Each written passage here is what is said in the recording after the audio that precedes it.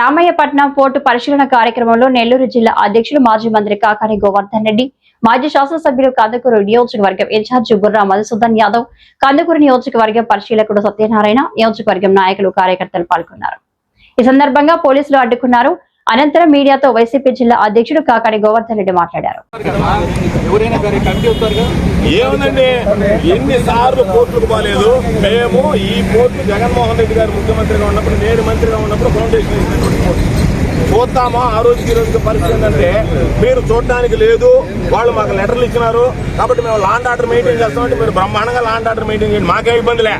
కాకపోతే మా ఆర్గ్యుమెంట్ ఏంటంటే, మమ్మల్ని రమ్మని ఎందుకు ఆపాడు అతను అనేటువంటి దానికి తేలాలి కదా, తెలియదు కదా.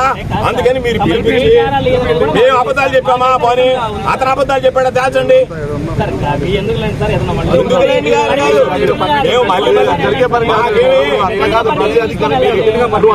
లెటర్ వచ్చిన తర్వాత మళ్ళీ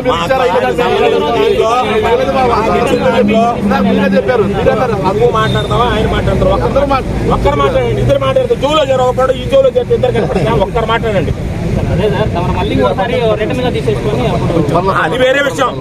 మేము ఎట్టపోవాలని మీరు చెప్పలే మాకు. ఒకవేళ మేము పోగలిగితే పోతాం, వాళ్ళు పర్మిషన్ పర్మిషన్ పోతాం. 2 సంవత్సరాల తర్వాత వాళ్ళు మమ్మల్ని. అదే నేను చెప్పేది, అవునా కాదనేది మీరు మామూలుగా ఒక మాట, ఒక్క విషయం నేను చెప్పేది ఒక మాట చెప్పాను. నేను చెప్పేది మేమెంత దూరం రాము. వాళ్ళు కనుక మేము రమ్మని చెప్పకుండా ఉంటే మేము అసలు రాము.